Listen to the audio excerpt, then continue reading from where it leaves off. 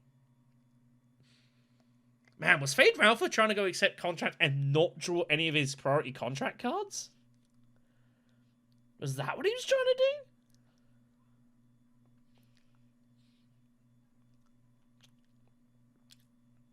Man, what a... This has been a funky game. He's just going to take the swords. I'm a little surprised. Why on earth would he... Oh, he's going to pay Spy Network, that's why. He's like, well, I might as well just buy it this way instead. Okay, that's fine.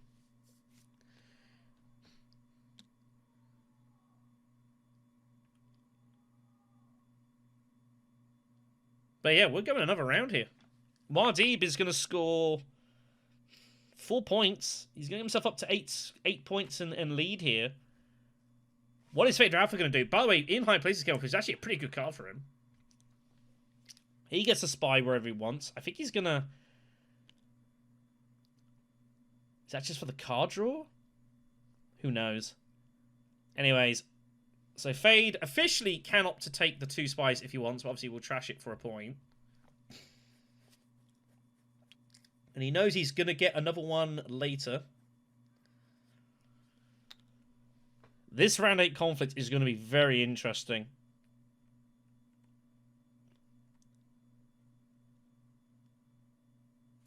Everything matches Muad'Dib, who still is sitting with 10 swords in his hand. And he's got some garrison still that he saved from this one.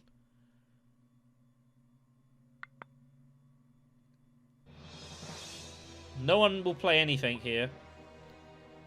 I can't see Gurney Hallett playing for some spice here. It doesn't make any sense. So, Muad'Dib will take the 4 points. Spice other than that.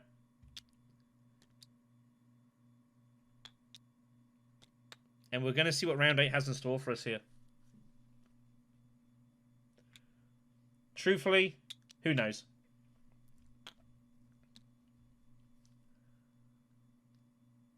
But Muad'Dib will feel he's favourite to win now. It is Spice Refinery. I think he'd be happy to see that. It only matches him. It does not match anyone else that he knows of. It does actually match Gurney in endgame. We don't know that. Irulan's going to highline, surely. It's a point minimum.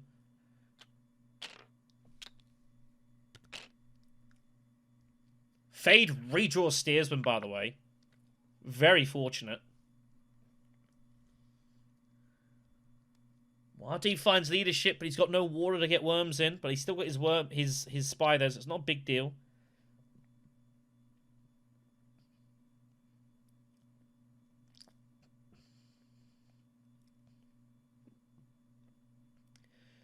And there's also tension on the Fremen Alliance here. Is Muad'Dib ever in a position to try and make an attempt on this? I don't know. I mean, to be fair, if Gurney hadn't taken this Fremen Alliance, this game would be probably all but over at this point. But Muad'Dib losing that has caused damage. Muad'Dib, at this moment, has one point from factions from 5 bumps. And not much prospect of picking up any more here.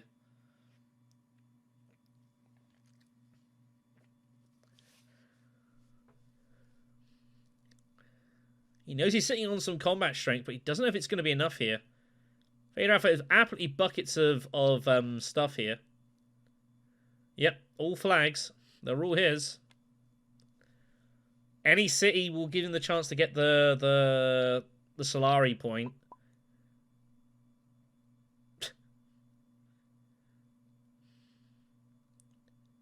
Fade Ralph is going to scramble to get what points he can here, but it's going to be very difficult. He's hoping to go High Council for the Benny bump. He's hoping to get the Spiceless Flow for the Spacey point. He's hoping to hit the Emperor for the Emperor point and get Delivery Agreement and the Spiceless Flow. Is that what he thinks his 5 points are going to be? I don't see how that's even remotely doable.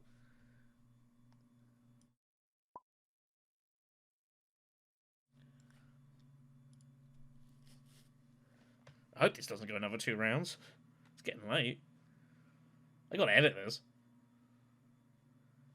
It's gonna be a job.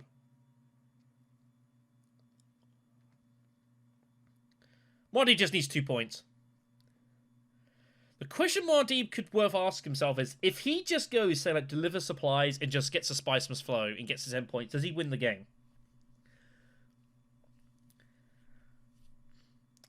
The problem is he has no access to the Spacing Guild. Blue having a pretty in-depth look at Yellow's discard. I don't think I look at my own discard pile this long. Muad'Dib's just going to draw everything here.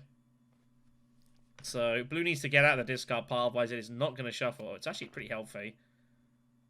It's not inconceivable that Blue legitimately has a list of the cards that has been bought here. Interesting, Muad'Dib... Oh, he didn't pull the Spy. Now that's going to raise suspicion. Now, you're going to look at that and think, what is going on? Why did he not lift his own Spy there? That is spraying the trap, like, red alert right there. Red alert.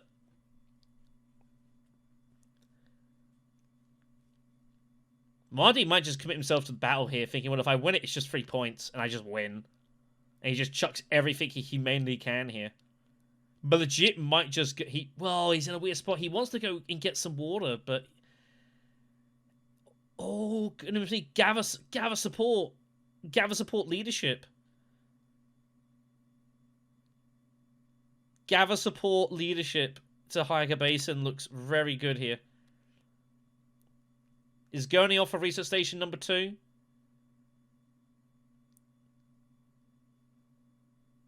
Or is he thinking about going High Council himself? He's thinking Muad'Dib might be going High Council or something, perhaps.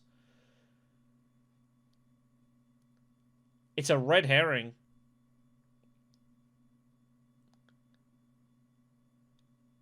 Research station it is, number 2. Maybe also trying to get an idea I'm looking at, could Muad'Dib maybe go for this Throne Alliance? It's going to be in the back of his mind here for sure. I've got to say, the general faction game of this table has been pretty poor.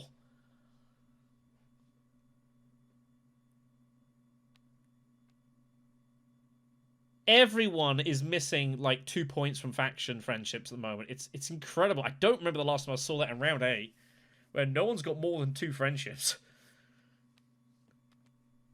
Oh, I guess Irulan has 3. It's about it. It's not that great. Anyways.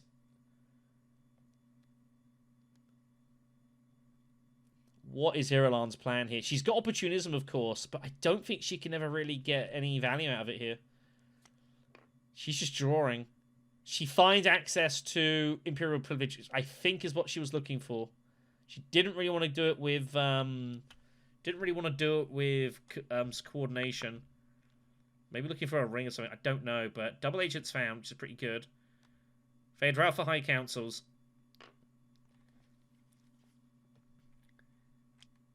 There is the craziest route to 5 points here. That's not necessarily gonna... Well, that might help once... That might occasionally help, actually. Access-wise. But his hand is so heavily constrained. It's so hard to get Spice Must Flow when you're trying to get all these other points. Like, he's threatening highliners, but I don't know. I don't think Phaedra is highlining a lot here. And Muad'Dib is just going to go gather supplies, and I think this is over. I think that's it. Muad'Dib's going to sneak under the windowsill here.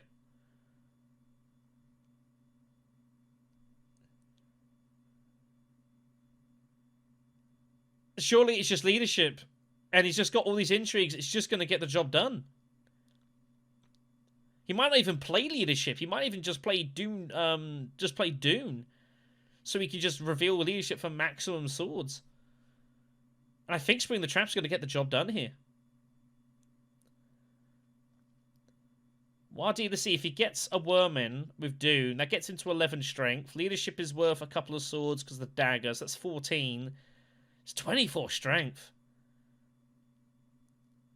And Muad'Dib might still draw into more power. I don't think anyone's beating this.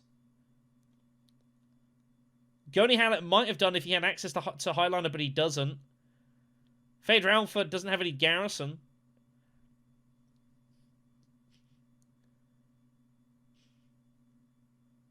Oh, goodness me. Oh, wait. Gurney Hanna can actually reveal the beast spoils 3 swords and then trash it with calculus for 3 more swords. That's pretty wild. Can Gurney Hanna get to 24 strength here?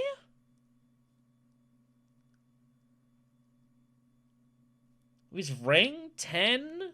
Questionable's 15, 18, 21. Ooh, there could be some... There could be a trick yet here. The problem is, I think Gurney Hallett might talk himself into... I think Gurney's going to talk himself into using Arax's Revolt, but he really should just go Hacker Basin here. He needs maximum combat strength. He needs these swords. I don't think he wins if he plays this. He needs to just use his ring to Hacker Basin. Oh, no!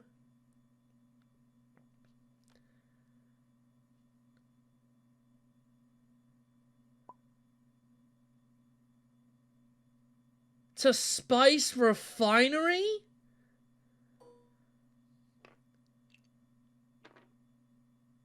What on earth?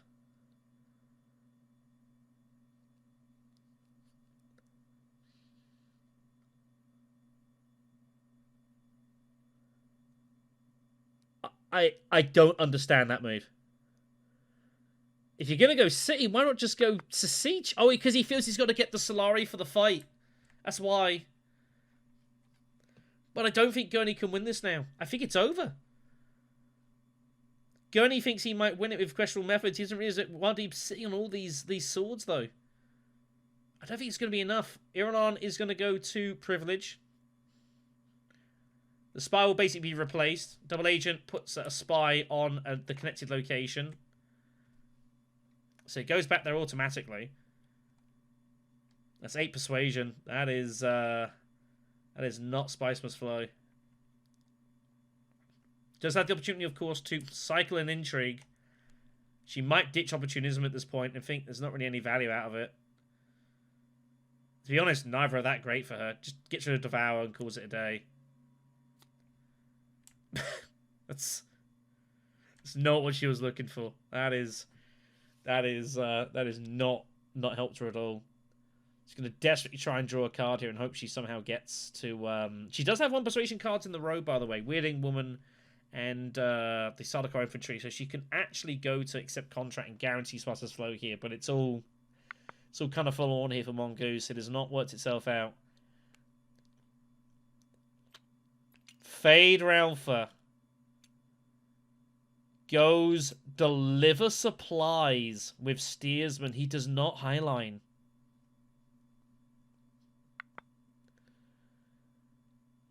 He does not highline.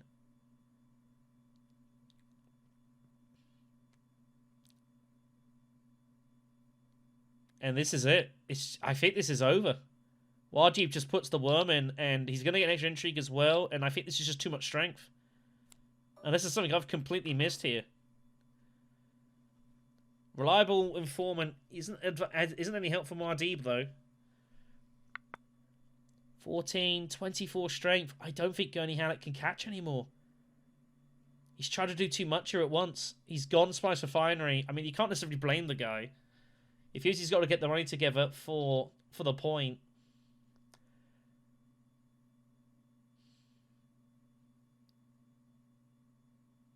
Is Gurney Hallett about to go full greed and go, like, shipping here for 12 cash or something crazy? I don't think he can win this anymore. 14, 20. The most I can see is 22. If he goes... Oh, my God. If he goes Siege, they might legit tie. Oh, my God.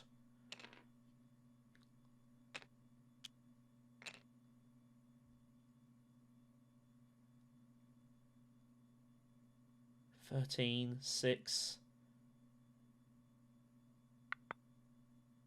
I think blue and yellow are about to tie this conflict, if I've done my maths correctly.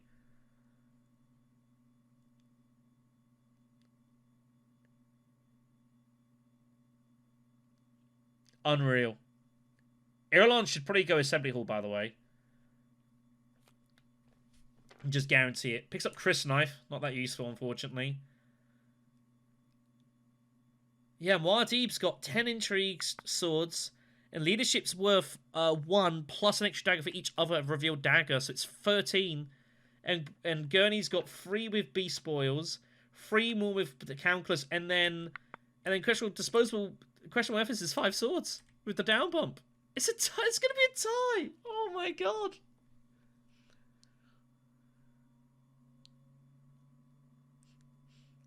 But Fade Ralpha can't end the game. He's stuck at 9.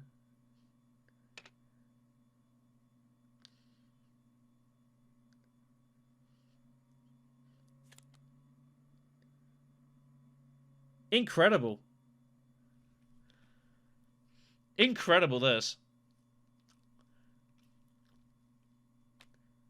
Has Fade Ralpha just gone favourite again? He's not going to believe this.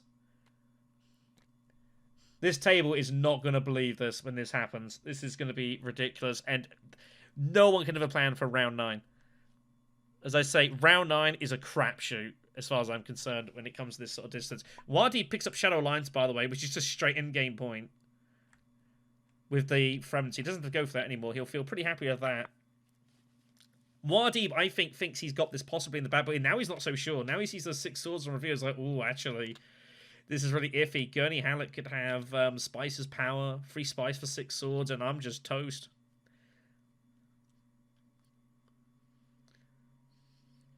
Wow. Incredible. Incredible, this. Spice's flow for Irulan. Fade gets point number 2, but he's stuck at 9.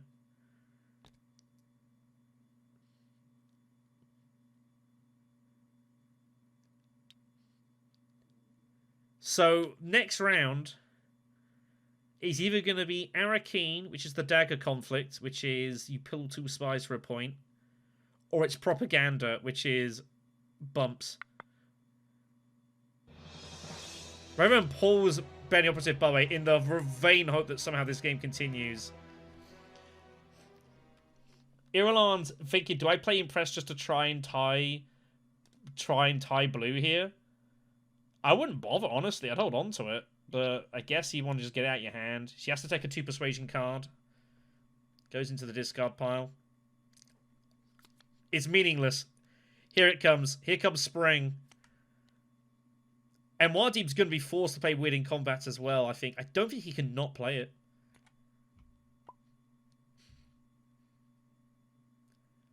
Gurney has to play all 5. Where does he down bump, by the way?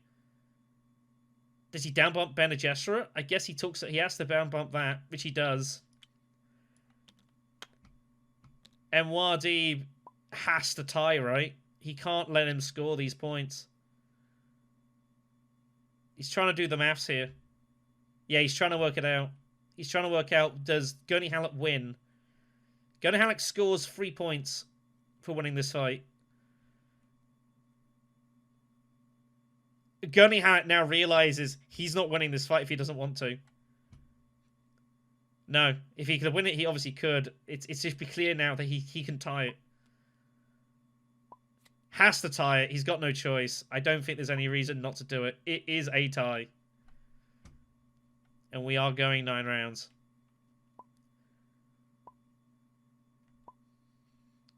Pretty absurd way this has gone down here. I suppose it's kind of fitting for the match, really. It's been a strange old game. And suddenly everyone's going to think they're with half a chance here. I think Irulan's not looking too good. Gurney Halleck's game is over. His tournament is done. Muad'Dib pulls a couple of entries. He's now at risk at stealing. Go to ground and contingency found. Muad'Dib, there's Spice's power. It's too late. Special mission found as well. But, yeah, Gurney Halleck's tournament is over. And it is Propaganda.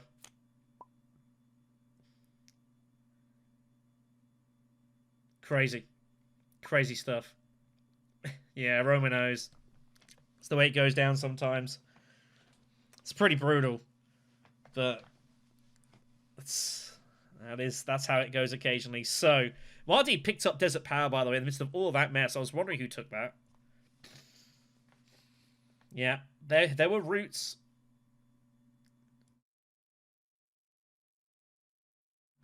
There were definitely routes for Muad'Dib to win it last round, but couldn't draw it. So, it is round 9. It is propaganda. These bumps are very valid in this game. The wildcard match is good for everyone that is not Phaedra Alpha, by the way.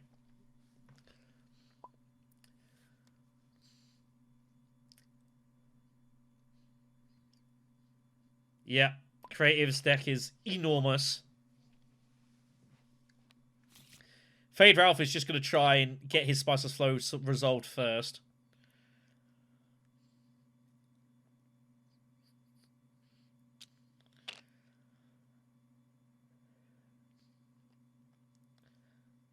He's set up for high line, but he doesn't have access. He didn't draw it, but he has coordination. I don't know. It's a scramble at this point. What does Muad'Dib do here? What on earth does he do? Blue bemoaning the fact they drew Diplo in rounds 1 and 2, but that's the way it goes sometimes. You know? Even though it can happen, people will not stop themselves from drawing last round. They'll just think it's bad luck they drew it. Sometimes I think maybe you've got to be a touch more disciplined and say, I'm just not going to go there. I'm just going to do something else. And I think sometimes that's what it calls for, but people don't do that. And they get punished. But that's in the past now. It feels like a lifetime ago. How this game is going on, I don't know. But we're here. So this is the last round, though. There's no doubt about that. Phaedra Alpha is going to get to 10 points here. So what does Muad'Dib do? He does not have to chase the Fremen Alliance. He has an endgame point. Where does point 2 come from? If he gets to like 11 and just tons of spice, is he ever good here?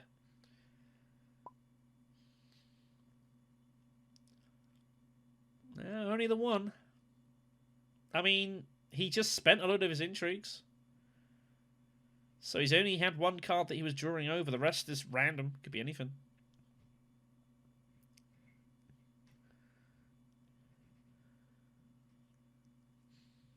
It's hard for Phaedra Alpha to score, though, outside of his Spice plus Flow. He's not really got anything else going on here.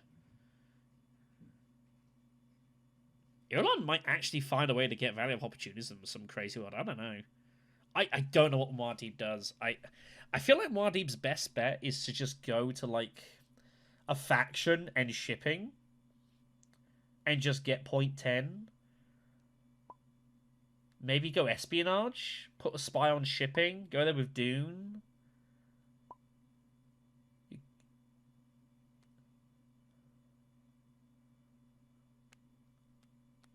I don't think there's any value in chasing the Fremen here. He's also considering, do I highline? Is highline ever a good option for me here? It's very circumspect. The problem is he does not want Phaedra Alpha winning this battle.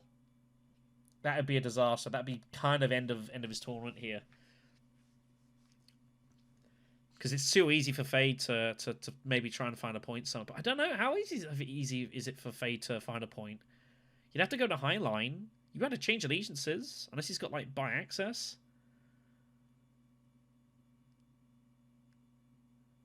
But everyone's spent. The problem is Phaedra Alpha is sitting with coordination and Sardaukar.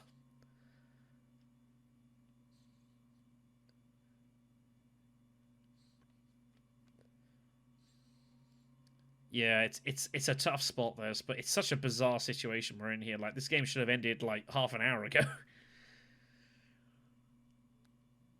But we're here.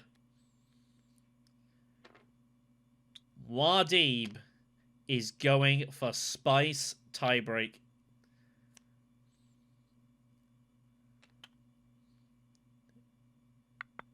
He is going for Spice tiebreak.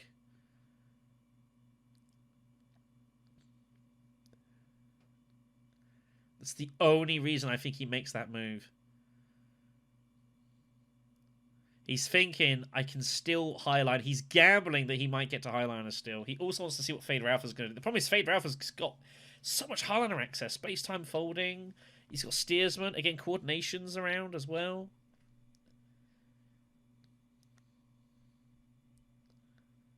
How much persuasion is Fader Alpha sitting on? Like 15 or something? I don't know. Anyways. Gunny's going to put a spy down. This is going to be... So he's highlining. I don't know why he put the spy down. He's almost like trying to scare his opposition away here. He's like saying, don't... He's basically saying, don't get involved because I'm going Siege Deep Desert here. That's what he's basically saying. This is a ward-off move. He's trying to scare his opponents off here. I mean, it will get the win done here, but the problem is Gurney Halleck, I don't think he can score a ton here. Can score 3 points. It's the best he can do, I guess. He might end up inadvertently king-making like green here, but that's the way it goes. Occasionally, it's a, you know, when you have a game that's more than 2 people, like what's Gurney Halleck meant to do? He's got to try and score as many points as he can. If that means green wins it, then yeah, that's the way it goes down sometimes. Well, Fader Alpha is looking for steers. Doesn't find it. Now, where's this spy going?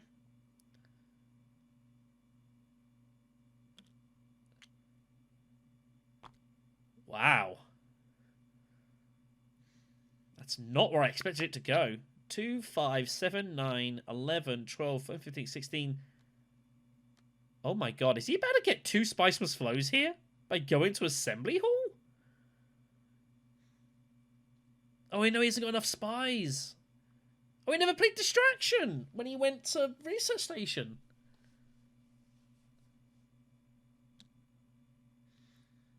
So Mardi is taking the route we mentioned earlier. Espionage, shipping spy.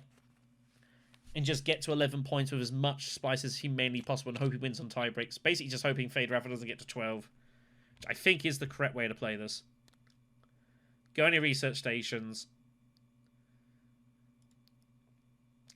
Gurney is going to win this conflict here. He's not going to get any meaningful opposition from Fader Alpha, I don't expect. I don't know what Fader Alpha is going to do, though. He might just highlight because he's got nothing better to do at this point. I really don't know what the plan is. Ireland's just got to go Imperial Privilege, right? Just try and find anything. Yeah, she's got to do this. Surprised she played Double Agent to do that.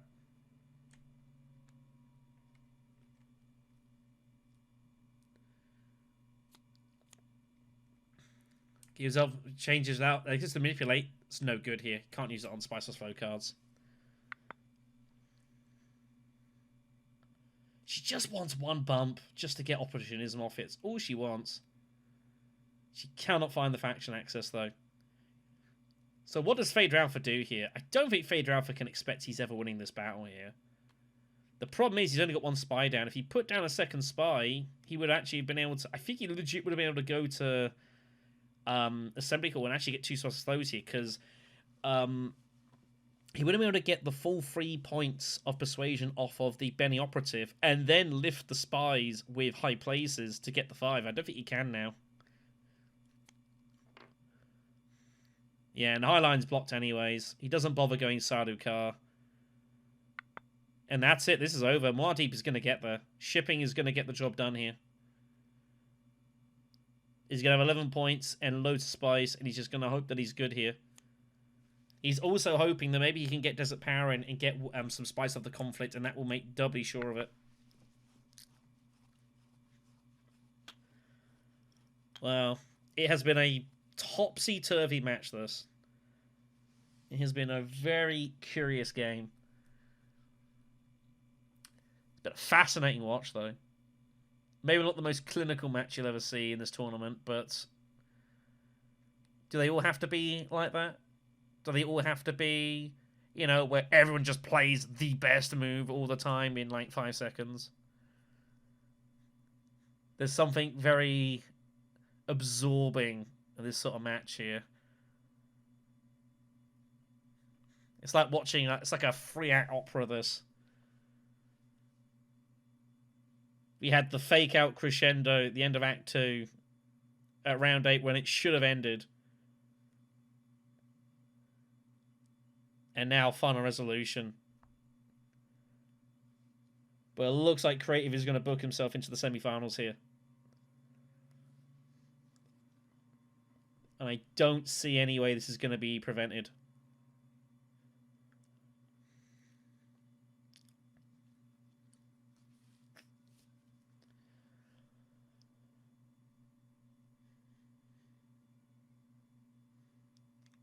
It's maybe possible that Rayverne might look back at this and maybe, you know, we'll talk to him after the game, might feel that, you know, he didn't really play well enough to really deserve winning it.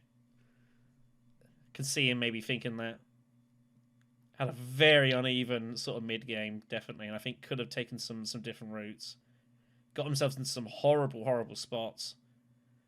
Was given a reprieve with the round 8 tie, but there was not in any sort of position to try and capitalise on it. Ultimately, you know, he went for the round 3, the tier 3 combat win with the highliner stuff, and didn't win the combat. So, you know, his plan A did not work. I always thought it was going to be hazardous. I didn't, you know, when he took that highliner contract, I was suspect at the time. So it's proved. Are there any last minute things that could change how this game goes down? I don't know.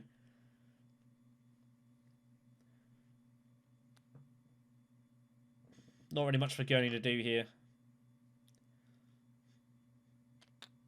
Bit of a nothing move, really. But it's about all he can do.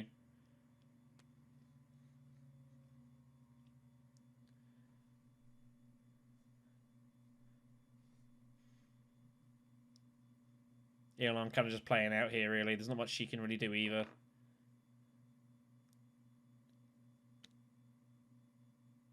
Mardeep's going to have like 14, 15 spice or something. It's going to be plenty.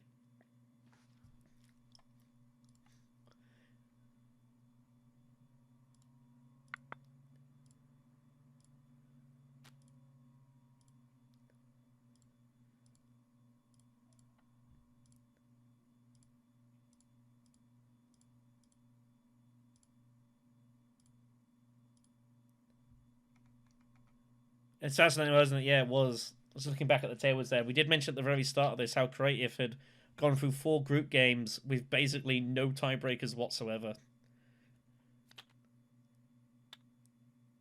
But he's going to be on the right side of it this time.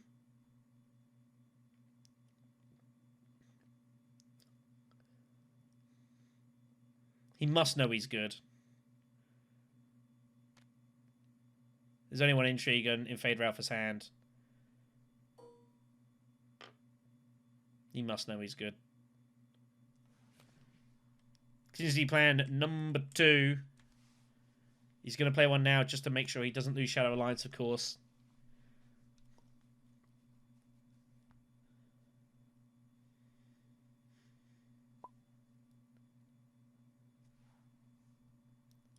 I believe so.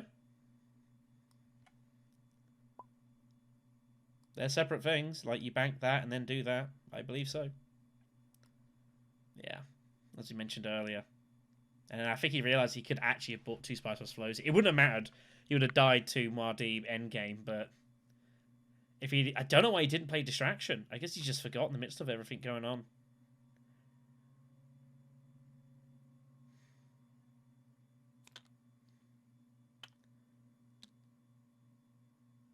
Gurney Hammett's going to finish on 10 points. But it's not going to be enough. He loses on tie breaks himself.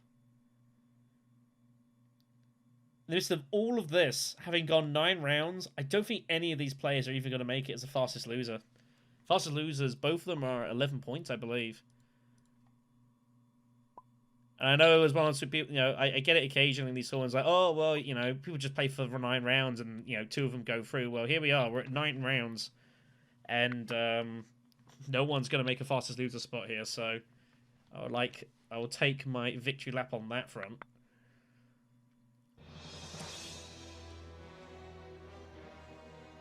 But it's all she wrote here.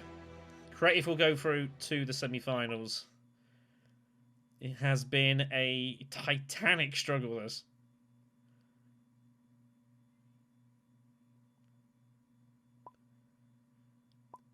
It's been exhausting.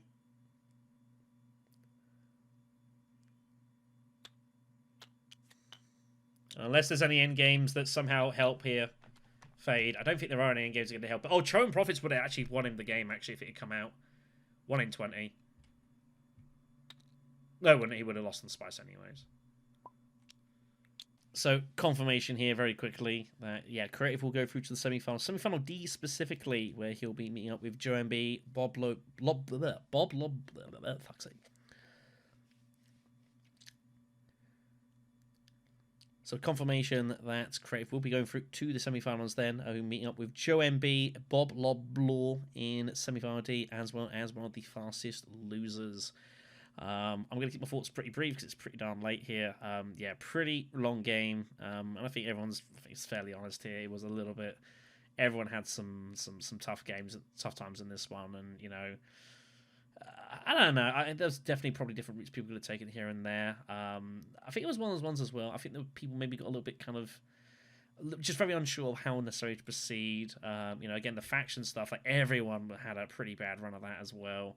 The Fremen Alliance steal from Gurney definitely upset things, but yeah, Muad'Dib, as he just seems to do a lot of the time, just finding intrigues that just get him out of jams sometimes, and then sitting along with all those swords previously as well, just I mean, he didn't expect to tie the round 8 fight, but, pretty wild stuff. Anyways, thank you much for watching. Take care of yourselves. As for always, we've got 2 more quarterfinal matches coming. I'm hoping to cover both of them. Fingers crossed. We'll see how we go. See you in the next conflict.